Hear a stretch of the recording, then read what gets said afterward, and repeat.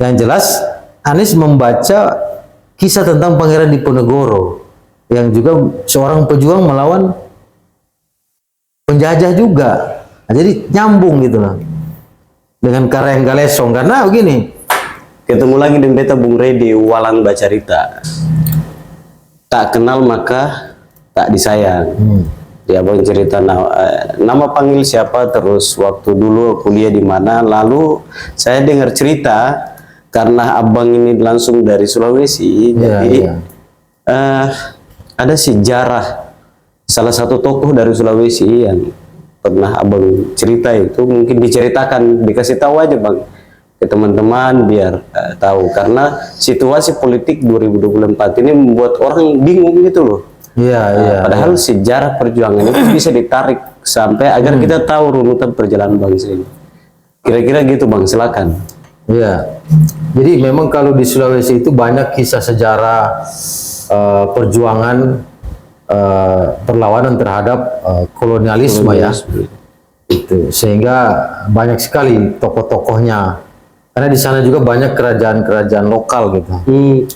Nah, kesuburan wilayahnya, sumber daya mineralnya, Sulawesi itu kan dia namanya itu Sula Pulau Besi. Besi itu besi. Jadi besi. Ya, jadi sejak zaman Majapahit, Pulau Sulawesi itu besi yang di Majapahit dipakai untuk persenjataan, konstruksi pembangunan itu dari Sulawesi, karena dia mengandung nikel yang sekarang orang kenal itu nikel. Ya, nikel jadi nikel itu yang terkenal di Morowali, padahal tidak hanya Morowali. Semua satu dataran Pulau Sulawesi itu isinya ada nikel, ada emas. Jadi nikel itu bagian dari besi juga, ada macam-macam jenis besi. Nah, nikel membuat besi itu lebih kuat, lebih dingin. Nah, itu yang kemudian diperebutkan juga di zaman kolonialisme. Oke bang, tapi hingga hari ini. Sebelum jauh, tak kenal mak tadi saya. Namanya bang siapa tadi terus kuliah? Abdul Wahab, Syed Abdul Wahab. Abdul Wahab. Dulu abang kuliah di Jogja ya? Kuliah Jogja saya. Jogja. Nah, bagaimana bang cerita tokoh Sulawesi yang sampai menaklukkan salah satu kesultanan di Jogja ya? Iya, kerajaan lah. Kerajaan ya di Jogja zaman dulu itu. Jadi karena rajanya itu dianggap jolim. Dianggap siapa bang nama Raja Sulawesi ini? Jadi salah seorang anak Sultan Hasanuddin yang memang dia hijrah dari kampung halamannya. Namanya Karayang Galesong. Karayang Galesong. Karayang Galesong itu sangat terkenal dalam sejarah Jawa, karena dia pernah datang ke Jawa, dia hijrah ke Jawa dan mati di Jawa. Tapi sebelum itu dia mengobrak-abrik kerajaan Mataram saat itu yang dipimpin rajanya dianggap zolim.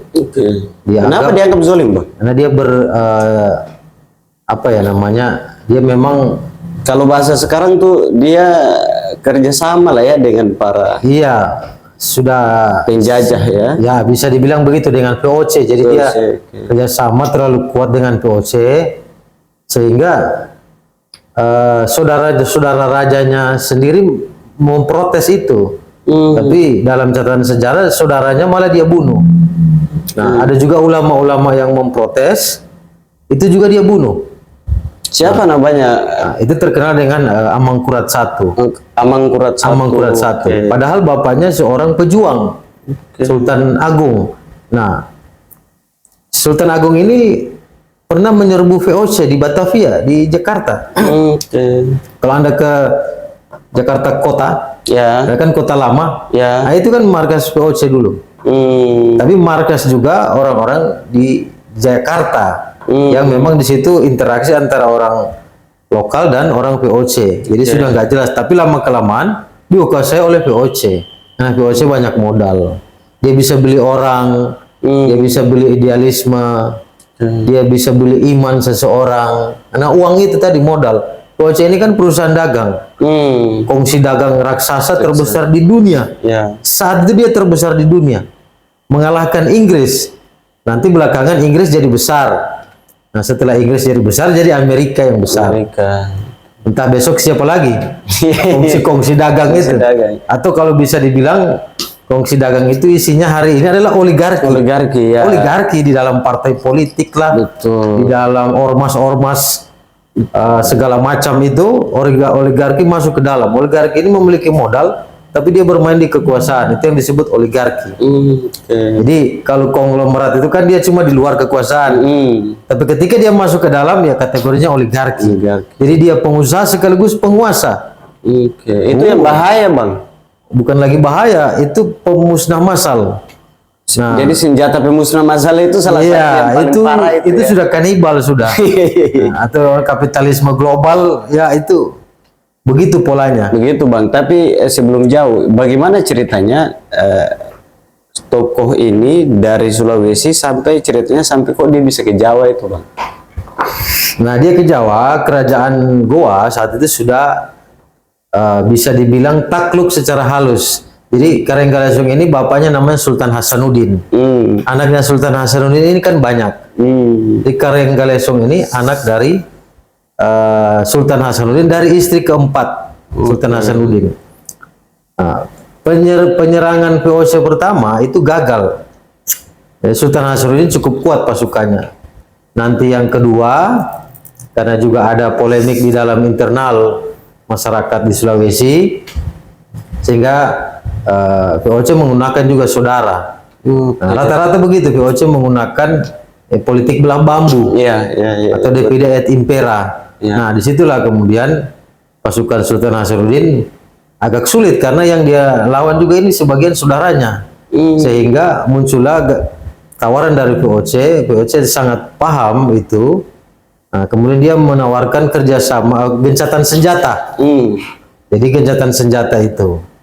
Nah, anak dari Sultan Hasanuddin ini salah satunya Karanggalesong menolak gencatan senjata itu, atau yang disebut perjanjian Bongaya, karena melihat posisi perjanjian Bongaya itu damai, tapi rugi bagi kerajaan Goa, Goa Talo, rugi besar karena harus menanggung sebagian wilayahnya diambil karena alasannya ganti ongkos perang dari VOC banyak yang rugi, begitulah. Nah, sehingga si Karanggalesong ini kecewa daripada dia bikin ribut, padahal sudah terikat perjanjian bapaknya dengan VOC, dia nggak mau. Nah, akhirnya dia hijrah daripada menanggung malu, dia hijrah ke tanah Jawa. Nah, dia ingin coba hidup baru. Nah, dia dengar juga, dia sempat ketemu juga dengan si Amangkurat I ini, raja ini. Tapi ditolak juga dia kehadiran dia. Itu di Jogja ya, Bang? Ya, di Pleret, Bantul, di Jogja. Yang di bagian selatan dulu. Nah, dia ditolak ketemu Amangkurat. Di situ dia kemudian berkesimpulan bahwa Amangkurat I juga sudah bersama VOC dan dia tidak mau lagi berhubungan gitu. Nah, kemudian dia dapat undangan dari Pangeran Trunojoyo yang juga itu juga bisa dibilang nggak suka dengan Amangkurat I. Karena Amangkurat I kerjasama dengan VOC kemudian membunuh beberapa ulama di Jawa Timur, yang keturunan Sunan. Nah, para keturunan Sunan Bonang ini kemudian berkolaborasi dengan Pangeran Trunojoyo ini. Nah, Pangeran Trunojoyo mengundanglah, dia dengar Karanggalesong sudah ada di tanah Jawa, dia undang untuk berkolaborasi, kayak berkoalisi lah, untuk berjuang bersama, menumbangkan ini raja yang jolim di tanah Jawa bersama VOC. Terjadilah itu perang itu. Jadi Karanggalesong itu pasukan paling depan. Itu yang satu itu Jawa Timur, Madura, Pangeran Trunojoyo. Tambah lagi yang keturunan-keturunan ulama yang dari keturunan Sunan Bonang. Itu mungkin yang sekarang itu jadi NU itulah. Jadi kalau NU itu di Pilpres 2024 akan memilih calon yang seideologi dan sekultural sama dia, itu wajar. Kenapa dibilang wajar? Jawa Timur akan selalu hijau. Mereka nggak mau jadi merah. Itu ada sejarah panjang itu loh. Perjuangan para Sunan itulah. Itu Wali Songo lah. Wali Songo. Ya. Madura kan bagian dari itu. Jadi itu sampai hari ini menjadi gap kalau mau dibilang ya Bang ya dalam urusan politik ya. Genealogi historis apa politiknya begitu Indonesia di Pulau Jawa lah. Oke. Itu. Lalu kalau itu ditarik pada kepentingan itu kan catatan sejarah ya, yang mau dibilang juga penindasan yang memang dilawan kan begitu. Ya, sejarahnya. Menurut Abang sampai hari ini masih ada nggak sih kayak begitu di masyarakat itu atau di elit lah? Masih. Itu belum hilang sampai sekarang karena Indonesia itu kan satu negara yang baru ya, gagasan Republik Indonesia itu kan baru 70 tahun lebih. Kita masih berbenah, tapi cita-cita kita itu sudah selesai. Yang disebut dasar negara itu Pancasila itu cita-cita ideal. Tapi kan belum terlaksana. Keadilan sosialnya mana hari ini? Belum. Iya kan? Keadilan sosial bagi seluruh rakyat itu nggak ada. Itu baru cita-cita. Makanya generasi hari ini, pejuang-pejuang hari ini itu harus tetap menjaga cita-cita itu agar tercapai. Itu kan yang digagas founding father. Generasi berikutnya itu melanjutkan cita-cita tadi sehingga dia terwujud yang di tanah yang disebut Republik Indonesia. Iya kan? Kayak kita ini sekarang hari ini. ya Itu. Atau orang kalau siapa? Anies Baswedan bilang janji kemerdekaan, mewujudkan janji kemerdekaan. Itu benar. Kemerdekaan kita itu kan ada janjinya apa? Kesejahteraan, keadilan. Nah, pertanyaannya yang ada di Pancasila itu. Yang ada di dasar negara cita-cita itu Pancasila. Nah, pertanyaannya, apakah sudah terwujud keadilan itu? Persatuan itu apakah sudah terwujud? Ketuhanan yang Maha Esa itu apakah sudah terwujud? Belum. Atau janji kesejahteraan, kemakmuran, gemah ripah lo jinawe? Belum kan? Kita lihat ketimpangan pembangunan Indonesia hari ini atau ketimpangan sosial ekonomi, gapnya masih besar. Tapi Abang tadi gini Bang, Abang tadi di pembukanya menariknya Abang cerita soal Sulawesi yang isinya itu kekayaan alam, sumber daya alamnya luar biasa begitu.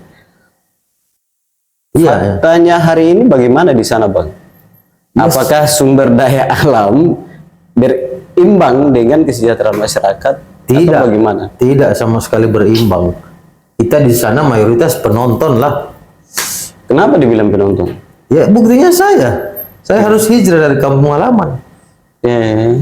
Kita aturannya mirip VOC hari ini, terlalu sentralistik. Begini nih, tambang emas, ini di sungai ini, atau di mana masyarakat mau ambil, itu dianggap ilegal. Nah, harus izin ke pusat kalau mineral. Emas kan itu galian B. Jadi saya seorang rakyat biasa, tidak punya uang, tidak mungkin saya ke Jakarta mengurus sampai ke Kementerian SDM.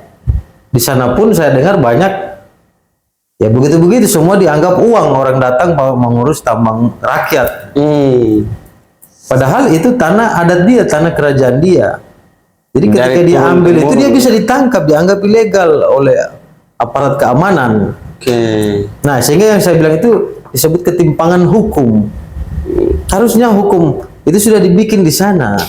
Jadi departemennya sudah ada setiap daerah. Jadi kalau mau mengurus ini sama rakyat sudah cukup di daerah saja. Dia juga nggak, dia ambil kan tidak dalam jumlah besar seperti perusahaan tambang yang pakai alat raksasa. Dia kan cuman kayak sistem biasa saja. Ini kan? menarik nih Bang. Ini menarik. Sampai 78 tahun Indonesia merdeka, sampai hari ini coba urus tambang contohnya tadi ya. Menariknya nama rakyat ya. Harus ke Jakarta gitu. Harus itu. Menurut Abang gimana nih soal penegakan hukum yang hari ini sampai pada level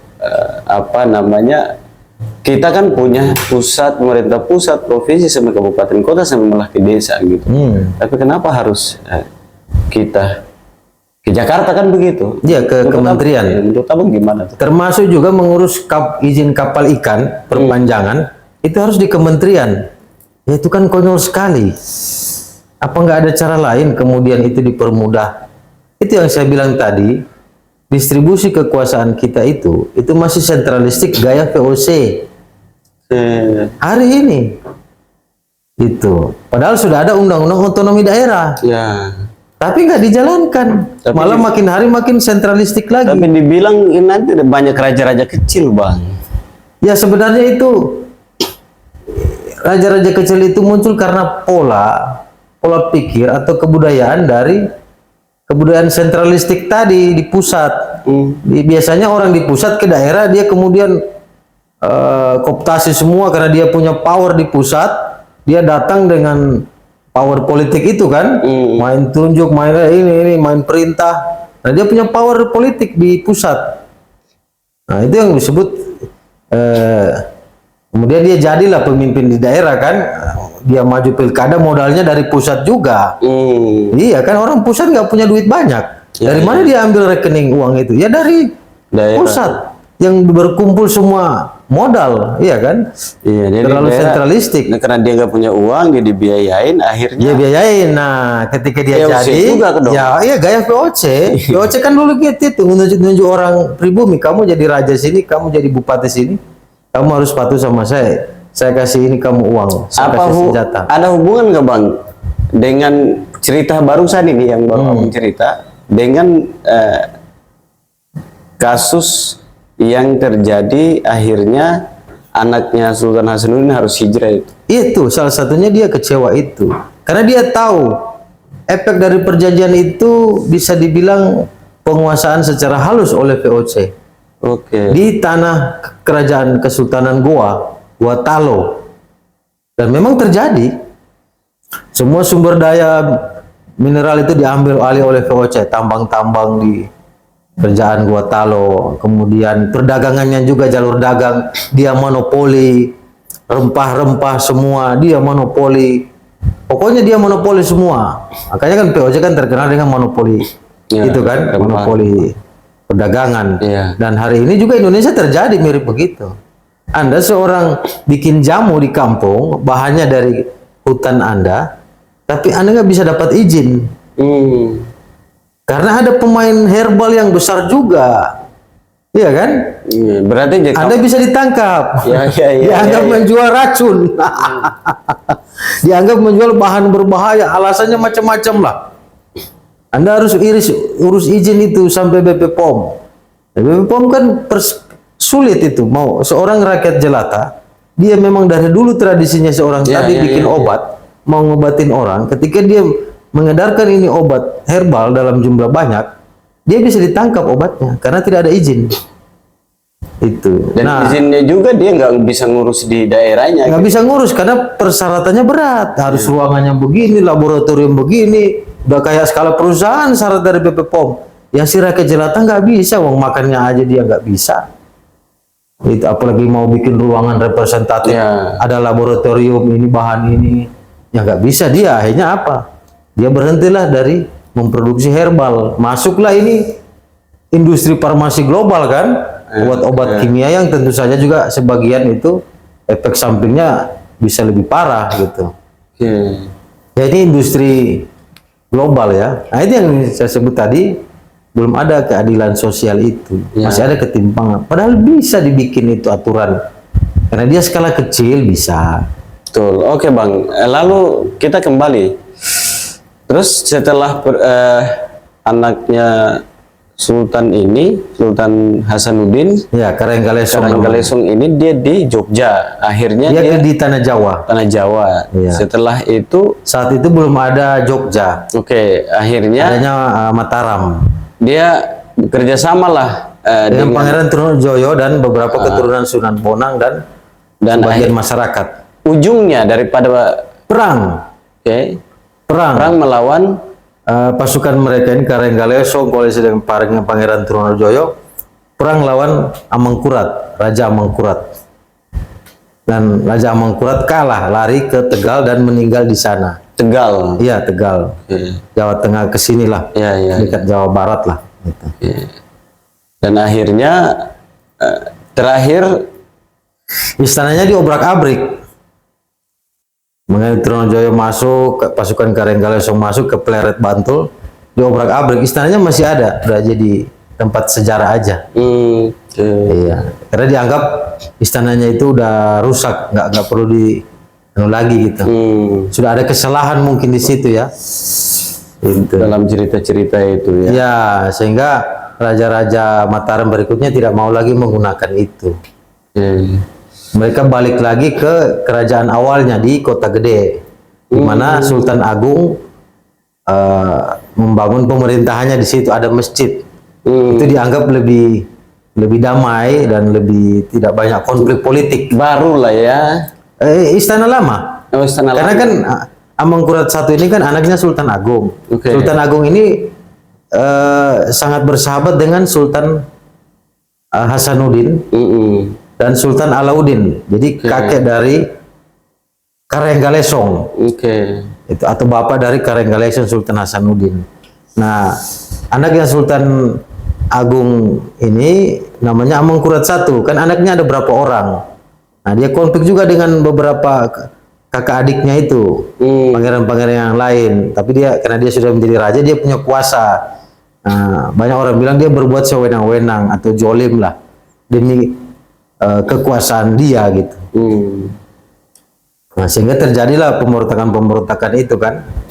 Nah, jadi memang banyak versi tentang Karenggalesong ini. Ada yang mengatakan dia pahlawan karena mengusir raja yang jolim yang berkolaborasi dengan penjajah.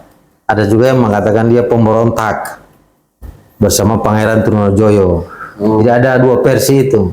Tapi orang-orang sebagian mengatakan ya dia pejuang juga. Iya, tapi kan kalau dia berontak ke lawan penjajah kan pejuang Nah, juga. Kan kira-kira begitu, Pak. kategori saat ini orang-orang Jawa Timur mengatakan Karenggalesong itu pahlawan nasional. Itu. Makamnya kalau nggak salah di Malang kalau nggak salah. Oke. Bang, 2024 ini abang saya lihat abang pakai topi Anies Presidenku 2024 Partai Nasdem ya. Oh, ini topi teman saya kasih. Oh gitu, oke. Cuma dikasih aja. Kebetulan tadi nggak ada topi, saya pakai ini aja. Iya, siap. Tapi poinnya begini, Bang. Dari cerita tadi soal sejarah, terus soal mengurus izin macam-macam di daerah tadi, hanya jadi penonton dan segala macam susah itu. Apa pesannya kepada masyarakat untuk 2024 ini kamu harus pilih orang yang betul-betul, jangan sampai kita tidak naik pangkat atau kita naik pangkat. kelas. Jadi rakyat harus naik kelas. Iya dong. Ya, Masa ya. dari lahir sampai mati di situ aja, Bang. Iya. Gitu. Silakan, Bang. Ya sebenarnya bagus sih kalau kemudian ada keinginan bahwa status rakyat itu bisa naik pangkat, termasuk saya yang rakyat biasa. Ya ingin juga lah sejahtera, nggak perlu kaya raya tapi sejahtera. Karena janji kita bikin republik itu kan salah satunya kesejahteraan. Tuh. Kerajaan-kerajaan, seluruh kerajaan di Nusantara ini memberi hartanya untuk pendirian Republik Indonesia loh. Kerajaan di Sulawesi, kerajaan di Aceh, kerajaan di Padang, di mana-mana, kerajaan di Jawa juga kasih, yang di Yogyakarta itu kan memberi juga hartanya kepada Soekarno, agar Republik jadi gitu, dan memang benar-benar merdeka. Nah, harapannya tentu saja itu tadi, kita bisa sejahtera bersama, ada keadilan bersama, kemakmuran bersama, yang orang bilang itu janji kemerdekaan ya mungkin itu. Nah, artinya ketika rakyat naik kelas atau naik pangkat itu wajib sebenarnya, dan itu harus didukung negara. Kalau negara tidak mendukung itu ya berarti kita ini kongsi dagang. Perusahaan kita ini bukan negara tapi perusahaan, di mana rakyat itu hanya dianggap sebagai pekerja yang kemudian bisa pekerjaan digaji, bisa pekerja paksa kayak zaman kolonial. Ada kerja romusa, ada kerja rodi. Iya. Nah, negara kan harus hadir. Negara tidak boleh berdagang atau melihat rakyat itu objek keuntungan. Itu bukan negara namanya, itu kongsi dagang VOC itu namanya. Negara versi kongsi dagang VOC. Sama kayak zaman kolonial kalau begitu dong. Dan kita juga lihat gejala-gejala itu hari ini. Kita mau ke sini, ini bayar terlalu mahal. Padahal itu tanah negara. Kayak gini, energi atau bensin, minyak lah. Kenapa harus terlalu tinggi harganya? BUMN itu jangan sampai itu menganggap dia kan pakai uang negara nih BUMN. Ya, uang rakyat. Uang rakyat, iya kan? Kenapa juga dia menganggap kita ini objek perdagangan? Oh itu parah. Harusnya kan BUMN itu tidak terlalu mencari untung terhadap rakyat, karena dia perusahaan milik negara. Hari ini sudah terlihat dia seperti perusahaan bebas, Ya, seperti swasta, iya seperti kongsi dagang VOC yang benar-benar melihat rakyat Indonesia sebagai objek keuntungan, objek eksploitasi pasar. Ya itu bisa hancur negara. Ya. Artinya konsepsi negara Republik Indonesia itu udah hilang kalau kemudian pola model BUMN sifatnya seperti itu. Nah, itu siapa yang Menteri Erick Thohir ya? Thohir. Ya dia harus tahu itu bahwa ini negara bukan kongsi dagang. Ya. Karena dia ini orang perusahaan. Iya kan? Jangan sampai budaya pola pikir dia di perusahaan dibawa ke BUMN. Ya. Nah itu jadi kayak kongsi dagang VOC kita, negara kita hari ini. BBM kenapa harus mahal? Harga minyak dunia kan turun hari ini. Harusnya bisa diturunkan lagi. Karena efek dari harga minyak naik, semua barang naik hari ini. Ya. Gaji tidak naik. Iya kan? Parah. Iyalah, tanya ke rakyat. Dia diam karena takut. Tapi nanti di TPS dia akan bersuara. Oke, maka 2024 rakyat harus bagaimana? Sepertinya rakyat Indonesia 2024 akan pilih orang yang di luar bisa dibilang tokoh perubahan lah. Oke. Yang dianggap memang amanah dalam membawa misi tadi, misi keadilan sosial dan atau misi naik pangkat rakyat itu. Janji kemerdekaan. Janji kemerdekaan itu bisa diwujudkan. Sepertinya begitu gejala akar rumputnya itu, saya melihatnya silent majority loh. Silent majority mereka. Jadi jangan dilihat di survei-survei. Survei itu samplingnya cuma 1.200. Kita nggak tahu juga ada manipulasi dagang di situ. Yang jelas di ibu kota ini kan rata-rata semua didagangkan kadang-kadang. Buang air kecil aja bayar. Buang air kecil aja bayar, apalagi survei kan? Iya. Lah iya kita pakai akal sehat aja lah. Logikanya buang air kecil 2.000 bos. Iya. Apalagi mau survei, itu kan sudah pasti dibayar. Entah siapa yang bayar, jin setan kita nggak tahu. Iya iya. Nah dalam pembayaran itu kan biasanya ada negosiasi dari sang yang punya uang kan. Nah kita nggak tahu kenapa hasilnya, kita kemudian akhirnya kita ragu juga gitu loh kebenaran surveinya bagaimana. Iya iya. Karena tadi itu kincing aja dibayar apalagi survei. Iya kan? Ya logikanya simpel semua melihatnya. Oke Bang, terakhir Ya Bang, saya kasih pesan penutup buat teman-teman dan yang nonton. Ya ini memang sudah menjelang pilpres, mau tidak mau kita harus berpartisipasi dalam politik. Karena kalau kita tetap golput, kita sama saja mengiyakan kondisi kesulitan atau kondisi bisa dibilang kondisi yang suram hari ini. Kita mengiyakan itu kalau kita tidak memilih pemimpin yang baik di 2024. Kalau saya melihat begitu, saya dulu suka-suka psikologi saya golput karena kecewa, tapi saya berpikir saya salah juga. Sampai kapan saya akan begini? Yang apa bisa dibilang orang-orang yang ingin berlaku hanya ingin memperkaya diri sendiri itu tetap berkuasa. Mereka juga nggak peduli saya mau milih apa tidak kan? Makanya saya berpikir ya kalau begitu saya milih deh. Bahkan saya ajak kawan-kawan saya, kita lihat nanti seperti apa sih? Apakah rakyat memang ingin berubah? Dia mencari pemimpin yang bisa mewujudkan keadilan. Saya sepertinya golput mungkin saja berkurang 2024 karena mungkin mereka mulai sadar. Iya, karena mereka diam tetap juga begitu, malah tambah parah kan. Ya, betul. Nah makanya daripada Anda diam, mending coba Anda gunakan suara Anda dan pilih orang yang Anda anggap bisa mewakili tadi keadilan itu, yang tidak, dia bukan dari apa ya, bisa ya dia bukan pengusaha atau cari untung, cari memperkaya diri. Anda bisa lihatlah tokoh-tokohnya Ya kalau ditanya saya pribadi, saya suka Anies aja. Ditanya pribadi suka. Saya pribadi loh. Tanya saya akan coblos Anies. Kenapa? Ya saya pikir dia Harus bukan. kasih alasan dong. Saya punya alasan. Dia seorang guru aja. Oke. Dia sudah punya pengalaman 5 tahun pimpin ibu kota. Kompleksitas ibu kota itu berat. Nah dia miniatur Indonesia. Nah Presiden Jokowi sendiri kan pernah pimpin ibu kota. Ya. Walaupun cuma setengah periode. Ya. Nah ini Anies 1 periode, berarti pengalaman dia sudah cukup banyak. Oke. Iya kan, logikanya simpel aja melihat. Nah masalah baik apa tidak itu subjektif seseorang. Nah, saya tidak memaksa juga, terserah Anda. Kalau tanya pribadi, saya lebih condong ke situ. Dia guru, dan setelah dia pensiun dari Gubernur DKI Jakarta, dia nggak jadi orang kaya juga itu. Biasa-biasa.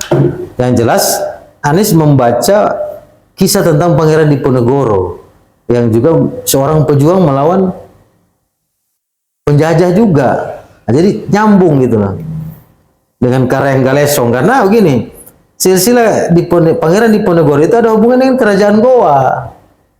Itulah. Jadi ada salah satu putri raja dari kerajaan di Sulawesi itu menikah juga dengan Raja Mataram. Nah, Diponegoro dari situ irisan itu. Nah, sekarang Diponegoro makamnya di Sulawesi, dibuang di sana. Jadi memang nyambung gitu loh. Nah, Anies sejak masa muda saya tahu dengar dia membaca buku tentang sejarah perang Diponegoro, Pangeran Diponegoro lah. Itu. Jadi dia cukup paham keadilan itu seperti apa. Iya, iya. Jadi bukan cuma tiba-tiba mau pilpres dia bicara sejarah perjuangan, enggak, dia udah baca buku lama karena dia seorang dosen. Buku dia banyak. Dan dari sekolah juga sudah punya prestasi ya. Sudah, ya dia sudah pendidikannya sudah bagus. Itu. Oke, baik. Terima kasih Bang. Oke. Waktunya. Iya. Luar biasa. Jadi teman-teman itu tadi cerita yang memang harus kita tahu, apalagi generasi muda Bang ya. Generasi muda harus punya kewajiban untuk tahu, dan saya tidak bisa simpulkan, tapi itu ceritanya. Dan 2024 kalau abang kita kan udah jelas tuh kenapa harus milih Bang Anies Baswedan. Iya. Nah, maka alasannya sudah jelas, tergantung teman-teman. Silakan, banyak lebih dari satu calon presiden, bakal calon presiden. Nah, silakan pilih secara sesuai hati nurani. Tapi ingat, dari cerita tadi jangan sampai rakyat tidak naik kelas, naik pangkat, naik pangkat. Karena jangan ini UMKM yang naik pangkat, rakyatnya harus naik pangkat. Oh iya. Oke, terima kasih teman-teman, sampai ketemu di konten-konten selanjutnya.